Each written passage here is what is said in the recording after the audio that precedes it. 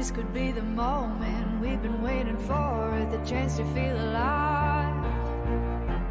Nothing's gonna stop us, nothing's gonna top this, nothing like we've ever seen. And I raise my hands to the sky, what a feeling. 'Cause I feel like dancing high, got a feeling, time to feel it. This is where it all begins.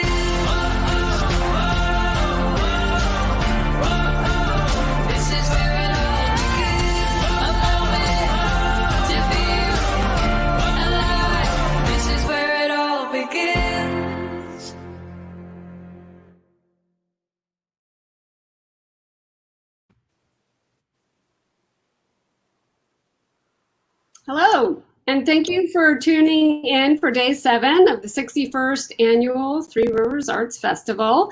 I'm Nadine Wasserman, and this is Renee Pachaki. We co-curated Compass Roses Maps by Artists. It includes interpretive maps by 20 local artists. The show was inspired by our own travels together and by an interest in maps as a way to orient ourselves to places, but also to go further and get oriented by a guide. And a guide here is artists. So we like to hear from other perspectives on a place. Today we'll hear from 3 different artists in the show. And I don't want to spend a lot of time reading their bios. You can go to the website to get their bios. So we're going to hear from 3 different artists. Carolina Loyola Garcia is going to go first, and she's going to talk about Pittsburgh con Arte. Then Sherry Flick will talk about Mapping My Heart. Then Tuan Das will talk about After Traveling Half of the Globe. At the end, we'll have a little chat with each other. So what I want to point out is these particular maps share a sense of hope through personal and creative spaces. They show us a conflation of other places with Pittsburgh, and even how Pittsburgh itself can be made up of quote unquote other countries, even in the same neighborhood. Each map speaks to our need for places of refuge, both physically and psychologically. And so now I want to bring up our first artist, Carolina Loyola Garcia. Hi, how are you guys? Hi, Renee. Hi, Nadine. Yeah, thanks for joining us. Thank you for inviting me. This is really fun to be able to be with you guys, and even if it's in this way. So I'm going to talk about the map that I created. When I first got the invitation to be part of this project, I had lots of ideas like, oh, what do I want to do? What do I want to do? And the first thing that came to mind was, oh, I want to create a map of Pittsburgh where I will highlight all the places that have been important to me. And then I thought, well, there's so many places, and so I could make different categories for why some of these are important and some of these, and maybe people, places of, dear friends, or places where different educational experiences or work or performances, or, so I had all these, thoughts of like what I wanted to do, and then I wanted to like make it interactive. So I thought, oh, and then I'll map each of these, and then I'll go to that place where so-and-so lives, where that one thing happens, and then I'll interview them. And so you could click on the map, and then, an interview with that person will come up. And so that proved to be really, really ambitious and unrealistic, given the amount of time that we had to produce these things, and the fact that, we couldn't really go out, and we were on lockdown. So I was like, okay, no, scratch that idea. Next idea. And so thinking about this and that, I've been really frustrated through the whole lockdown and this experience of being in my first pandemic with the reality of healthcare here in the United States. And so a thought that I've had often through this time is, oh my God, universal healthcare. We should all have access to free, affordable health for all, right? Regardless of where you work and how much money you make, or even if you work or not, right? And so I thought, there should be that. And so I thought, well, Pittsburgh should have, a free hospital, right? And then I started thinking of all the things that my ideal Pittsburgh should have, right? And so in my ideal Pittsburgh, there's obviously a free healthcare system that is available to all, with a fantastic free big hospital, right? And there's a free public university where people can go get, an education without incurring huge and insane, obscene amounts of debt, right? I am a professor at a local university, and that's one of the things that really breaks my heart, that my students are graduating with this massive, student loans that is going to take them, decades to pay off, right? And to me, the fact that this happens in an extremely wealthy nation that's the most obscene part of it all, right?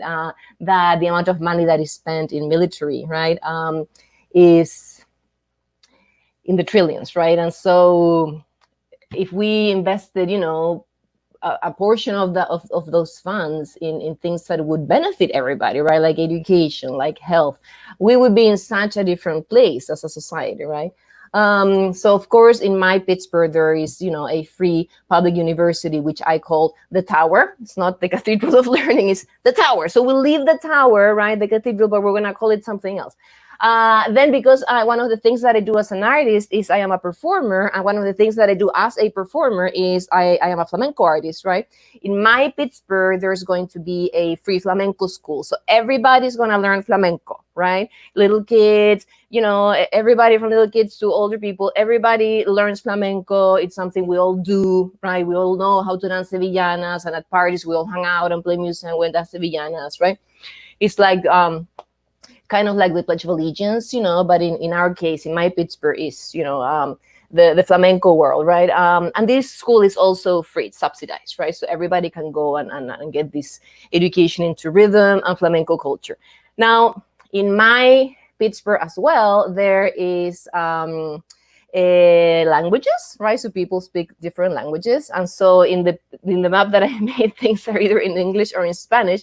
And if we can go to slide number 3, there is a center, right, in my Pittsburgh that is called the Center for the Celebration and Study of Languages, right? So everybody speaks at least 2 languages, if not more, right? So we really celebrate multiculturalism and the heritage, of a variety of different cultures, and with the respective, languages.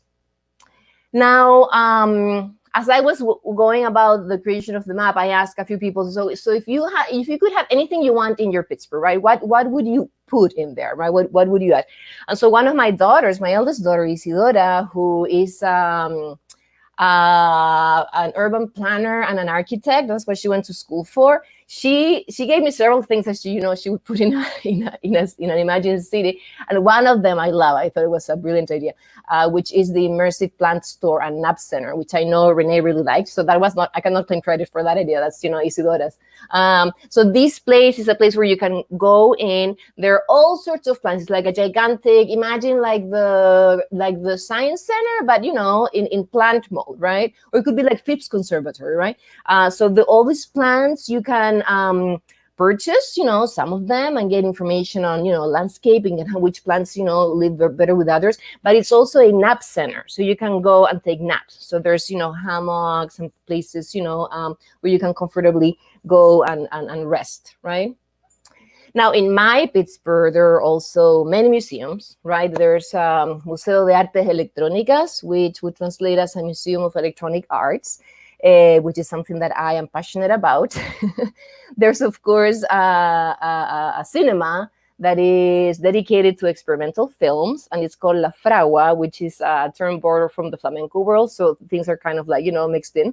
There is, I'm keeping the Science Center. I really love the Science Center. So the Science Center stays as, it is probably. And then there's a public theater called El Boliche de Amigos, which translates, roughly as the friends joint, right? If we could go to slide 2 again, please. I'll keep, walking you through it. There is a Museum of Contemporary Art, which I actually moved from its current location to where the south side is, right? There are yoga centers. There's the idea of public libraries, which we already have. That definitely stays as a brilliant idea, and that's what we should be doing with, excess or extra money that billionaires have, right? We should be investing that in philanthropy and in making the city a place for learning and for inquiry and for exploration and discovery, right? So there are parks as we have them now, but I'm sort of making theme parks. So there is one park that is the public space for dreaming and imagining, right? And I think that park has lots of artwork and sculptures, and places to go, have little retreats and mystery gardens, hidden gardens, right? If we can go to slide number 1 to see the whole of the map, at the bottom of it, you're going to see that there is a beach park. So in my Pittsburgh, the rivers are clean, so you can go in the rivers and use them, right, for swimming and for all sorts of water activities. So there's beaches, right? And one of them is in this beach park, which is a beach and a park, together with it. And there are boat rides, throughout the rivers. There's different places where you can, rent boats and go in the water, right? And then there are elementary schools and high schools that are always with a focus on the arts, right? So everybody's getting their academics, but the arts is as important as, their traditional academics. I decided to include a place which I call Quesos y Fiambres del Embrujo, just because I thought it was funny. And that's a place, it's like Pen Mac, right? Where you can buy cheese and all sorts of yummy meats. And again, the name is also sort of associated to the idea of flamenco. And then there's tons of art galleries, and there is a pre-Columbian art museum celebrating all the cultures that were in the Americas before Columbus sailed to this continent. There's a yoga center, right? And then how do people get around? That's the last, piece that I'm going to talk about. People get around either through a subway system that is, all spread out, or people get around in these car-to-goes, which are electric little cars that you can, like the bicycles that we have all around the city, right? You just sort of, have an app where you can like book it, and then you move around and then drop it, wherever you are going. There's a Park of Lost Desires also, which you can interpret, in any way you want. And then making the map was interesting because I decided to trace over an old map of Pittsburgh, but I couldn't go to the art store to buy supplies, and I didn't have any tracing paper. So I went to Target and thought, well, I could get wax paper and maybe use that. But then, and they have a crafts area, right? And they didn't have any tracing paper there either. So I ended up getting wrapping paper for gifts.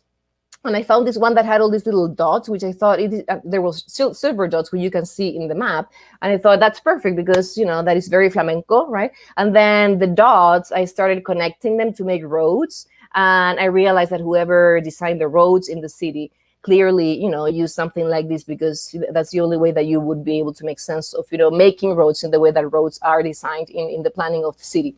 And then Pittsburgh con Arte is just another flamenco reference, right? In flamenco, anything that has like that is graceful, and it's inspired, and it has a soul, right? Soulful. It's con arte. You have art, right? So Pittsburgh con arte, and that's my map.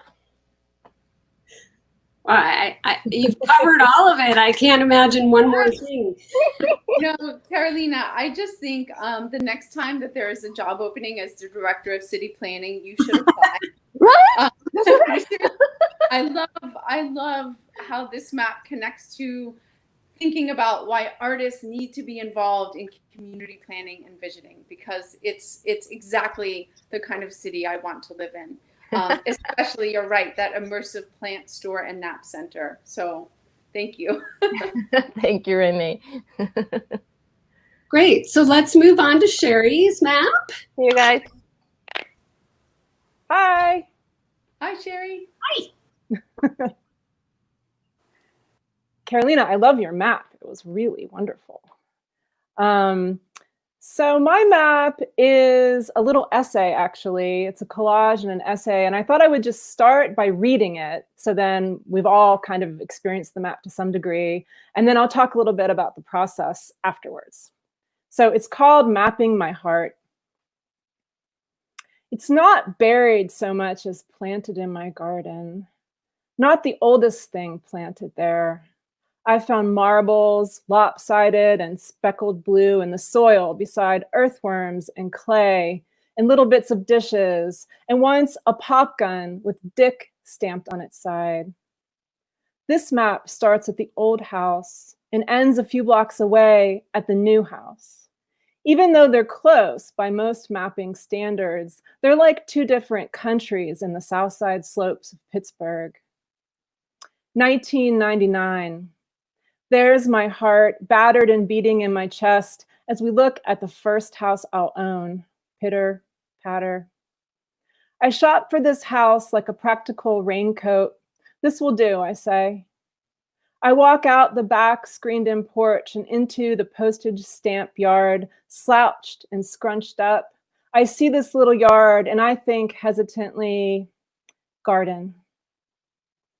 When we buy the house, my annual income rings up to $5,000. When asked by the sympathetic banker how many years of school I've completed, I say 20 and a half. I've quit a PhD program that broke my heart in another state and time. I can't find me, but I will. I feel something like hope. I kick a clump of grass, sense the world, feel it sloping up from the flats. I see the view from this tiny worker's house. Think, maybe. At the closing, the previous owner's son says, you can grow anything back there except cucumbers. So that's what I do. I grow everything. I stick a shovel in the ground, punch it with my foot, turn the grass over so the dirt side is up. I toss in some of my dried heart flakes. I grow things here and here and here and over there too. We lived there 2 years. It seems like 5 if you forget how time works. First, our old neighbor John loves to talk tomatoes at me from his tiny second floor porch. Strong Polish accent, sweet old dog named Midnight at his side.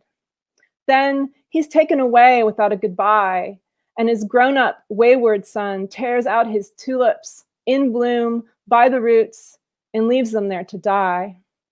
Which is another story for a different map. The tulips were red, another sign I did not heed. The new neighbors move in, force us to move out.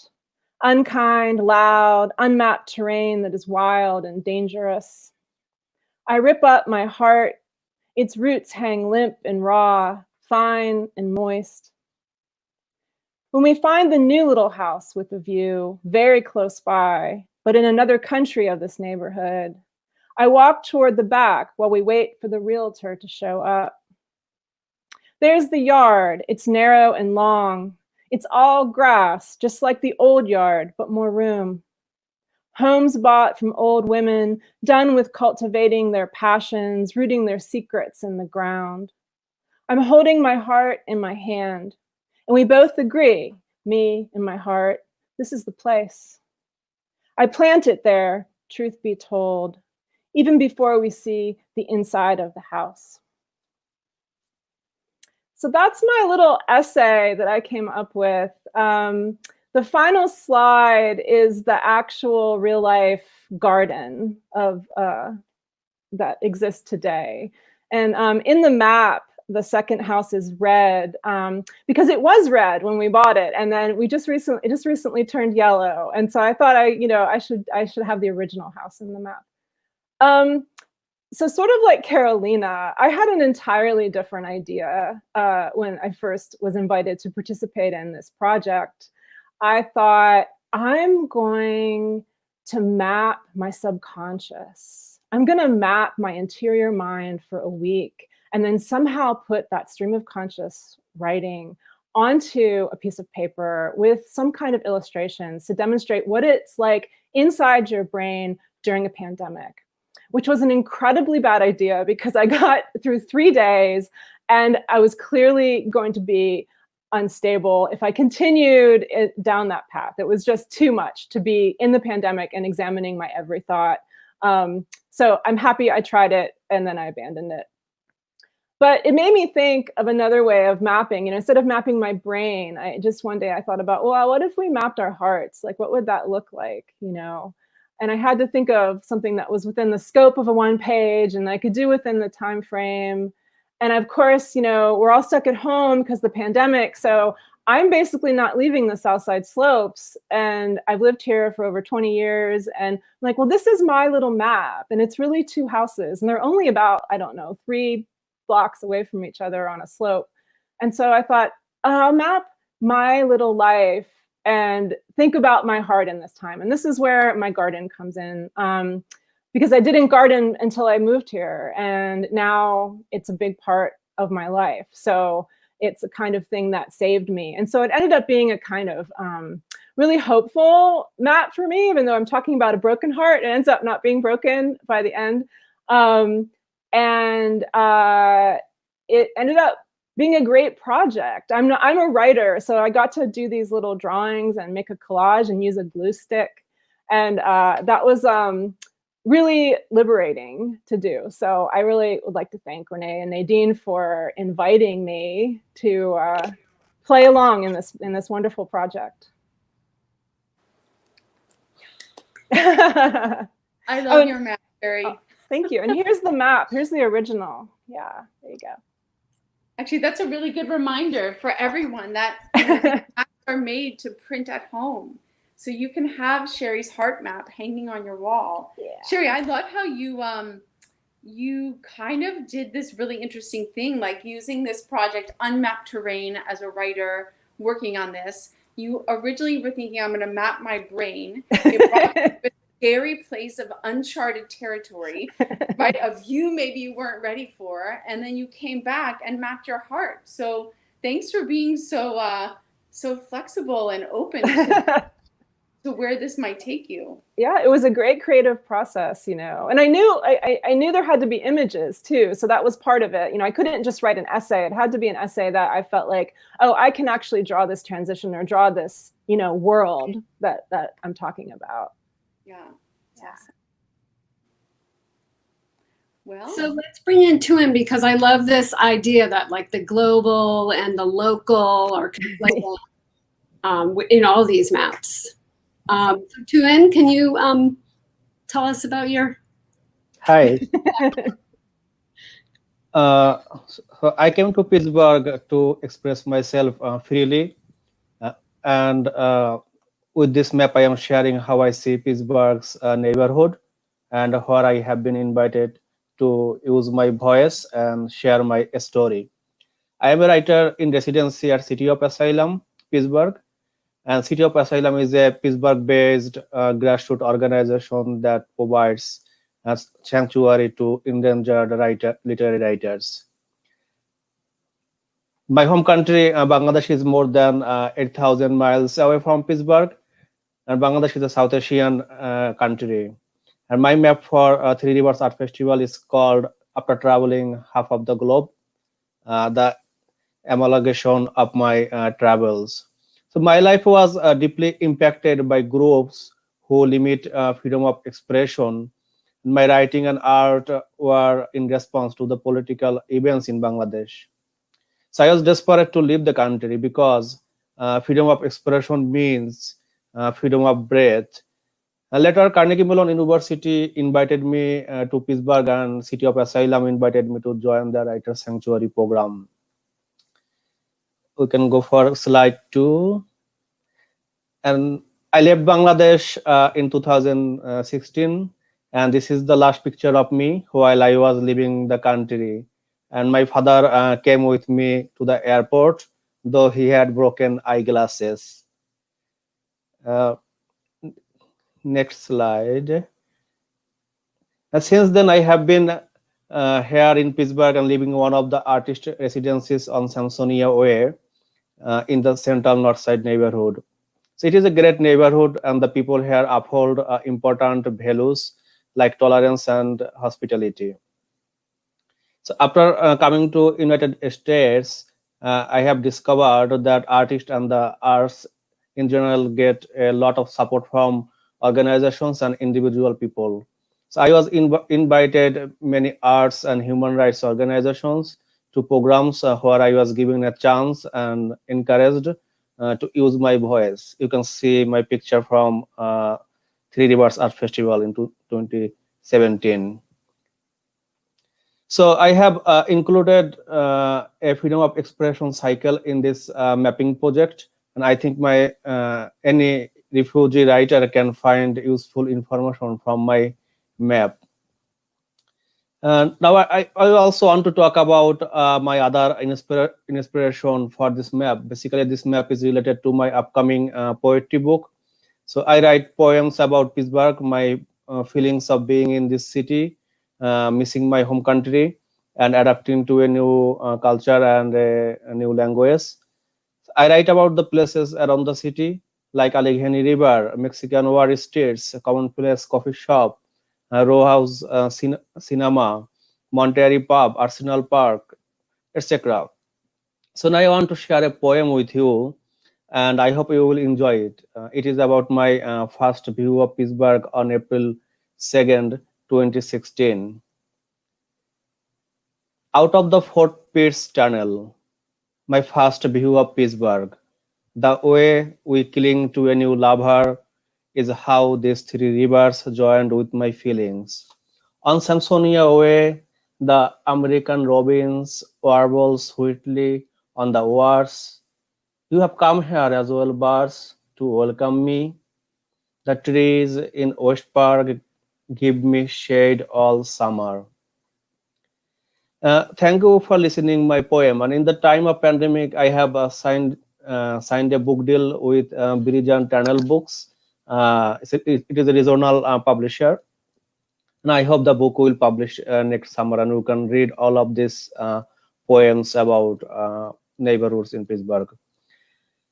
I just want to end with one last thought. I have been here for 4 years now, and I am not just a person passing through.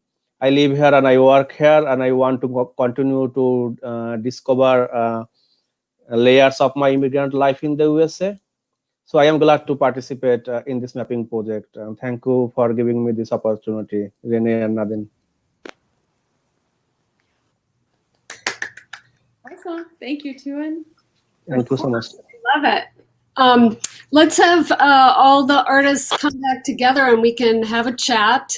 I just want to say, first of all, that what I love about these three maps, I mean, I love all the maps in this project, but these three maps just are so hopeful and so,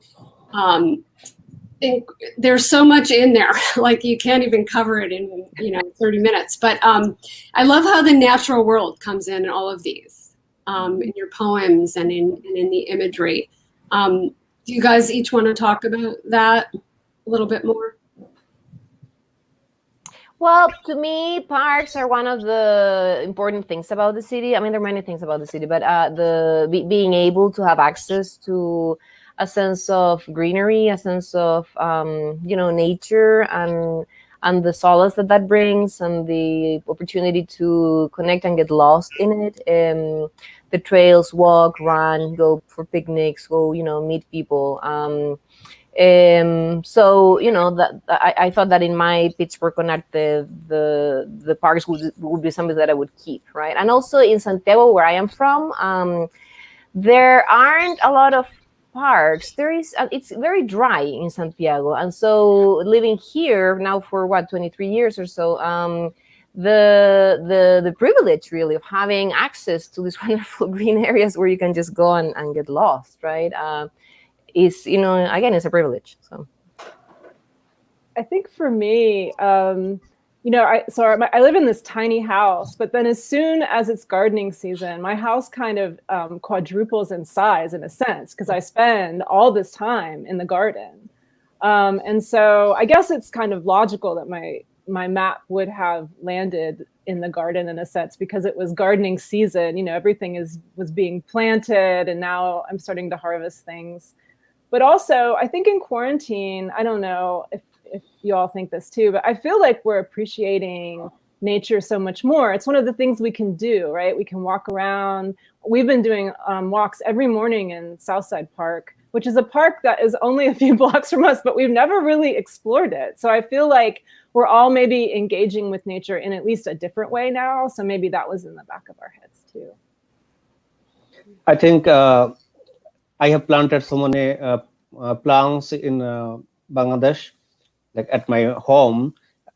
we just built a home 4 years ago. Then I left the country, so that means I was not able to stay more than 2 years. But I am living in Pittsburgh now 4 years, so that means I couldn't able to stay at my own home more than 2 years. But I am living more time in Pittsburgh, so I can say this is my home.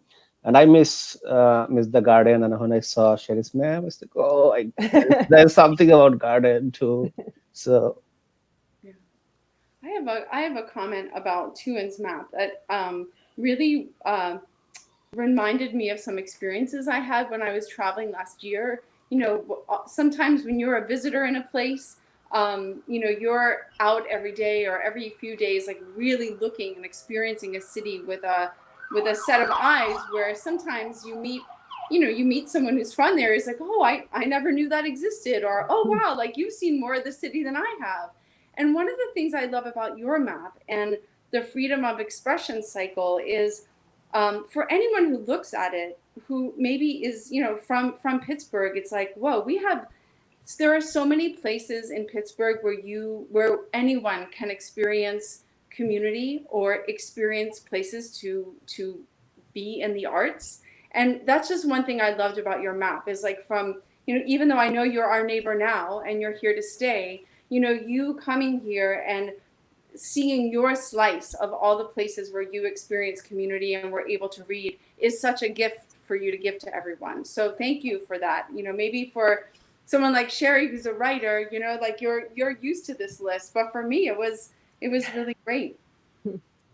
yeah, thank you so much. I think there are more arts organization and also individual supporter for arts and artists. But that is just a glimpse from me. But there are more like supporter, we know already. So like foundations or individual donors also. So Yeah. who really care about arts and artists in Pittsburgh. Yeah, that's something that's very unique to this city, actually. I Yes. think. I've traveled, you know, quite a bit, and comparing, you know, to those places and where I am from, Pittsburgh has a lot of spaces dedicated to the arts. I think the one area that we're beginning to lack is venues for music, because a lot of the venues that we've had have closed, you know, in the past several years. But other than that disappearance, I think it's a very the arts have a very strong presence here. Carolina, when you were making your map, how did it make you think of Pittsburgh differently? Did it make you see, I don't know, what was missing more, or did it make you appreciate some things that are here? I'm kind of curious about, like, you know, the opportunity to like completely reinvent the city is very cool. Yeah, I made like my sort of ideal, you know. Yeah, I mean, there are things that I wish, you know, Pittsburgh had more of, like, you know, a bilingual or multilingual community, right? Where it's assumed that, like, when you go, you know, even in Santiago, to where I'm from, and if you travel, you know, around Europe and, you know, in Northern Africa, places that I've been to, it's like a lot of people speak at least 2 languages. It's not rare. It's kind of like people aspire to speak other languages so that you can communicate to more people, with more people, right? So I think that, you know, is something that I wish was a little different. And if you go to New York, that's the case too. Like, everybody speaks, you know, multiple languages there. So, or to LA, right? So yeah, that's, you know, one thing. And then having more of a flamenco culture is something that I definitely, you know, wish we had. We are the only flamenco culture here, little on some, you know, the classes that we teach. So actually, something that I didn't talk about in my map, there are many tablaos, right? Which are like little taverns, right? In Spain, where you can go eat food and have drinks, and there's always live music and dance, right? So in my Pittsburgh, it's like the Starbucks, you know. They're all called the same thing, el acero. I call it el acero because that's steel, right? So I'm still keeping the Pittsburgh identity, but you know. Good job. Yeah. That makes me think of a question for Tuan, which is there something that you would love to bring here to Pittsburgh that you miss or that you value at home? If I can bring my river from Bangladesh. Your river.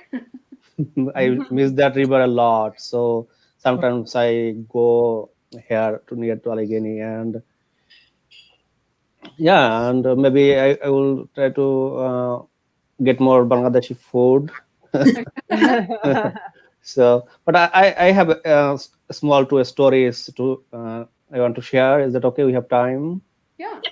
So this both are about basically map. Like I have always been a map lover. So like when I was a child, I purchased a world map from a local bookstore in my hometown, and I kept the map hanging on the wall and always looked at it. And when with wonder, like wondering what is the rest of the world is like. So I remember one time like exclaiming, "Oh, the world is not." As big as I thought. So, so I would later realize how and why maps are important, and the change, basically, they change your way of realizing and understanding the world. And it breaks basically a curfew in our brain, and it gives us something tangible to realize that I'm not only one here. There are more people, more countries. So I can see the world like outside the box. And after coming to Pittsburgh, I kept looking for maps to understand the city better because I don't have car. I'm used to with bus, and but I found later a useful map. And another little story is like here my friend is also a map lover, and he wants a map of my country, Bangladesh, but I wasn't able to give one to him, and he always complains about that. And when I talk about preparing my new poetry book manuscript, he always asks, "Oh, will there be a map in the book?" So that's the another small twist story I wanted to share with you. That's great. That's awesome. And the other thing, you talk about trying to understand Pittsburgh by map, but Pittsburgh is you can't understand it. Like, I don't even know anybody who's from here that understands it. So that's another thing that when I moved here in 2011, I was like, where am I? How do I get anywhere? It was just so confusing, but great, because then you get lost and you find something interesting. It's true. So is there going to be a map in the book to it? I don't know. That more basically my publisher knows. I think I think she's watching the show. I think there should be a map in the book. Yeah. I want to comment on something that. Oh, sorry. Go ahead. I think also like the whole map, whole book is a map. It's a mapping about Pittsburgh because like 60 I have like a preface and 65 poems and my interview. So that means totally it's about Pittsburgh. It's about Pittsburgh and my home city, Borishal in Bangladesh. So that means like it's totally mapping my journey here, living in Pittsburgh. So it's totally mapping Pittsburgh. So yeah.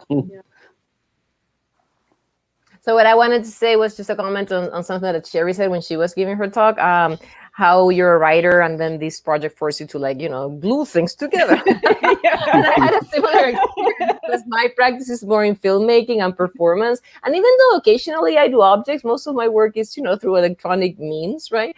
Or on stage. And so I also found myself having a lot of fun with watercolor pencils and little, yeah, exactly. It was really good. It was good. I would do it again. Yeah, totally. Yeah. The wrapping paper was a great idea.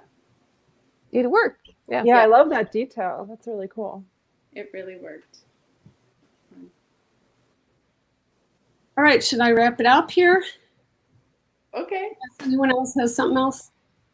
All right, so first of all, we have a plug because we're going to be at the farmers market. Where is it again, Renee? It is downtown near the intersection of 11th Street and Fort Duquesne Boulevard, just east of the convention center. So come see us. Mm-hmm. Here on Sunday, we'll be handing out real live maps for free. Yay! So it should be a good time. And also, I have to say some other things.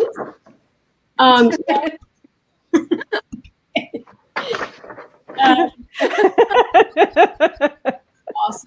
Oh my God, nice. Beautiful.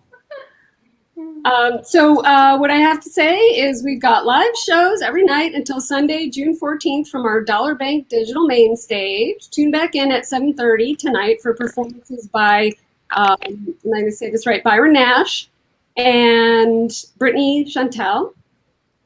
You can support the Three Rivers Arts Festival and all of the programming at the Pittsburgh Cultural Trust at what you see on your screen, trustarts.org. Donate. And thank you for joining us. Yeah, thanks everyone. Thank you. Thank you so much. Everybody. Maybe take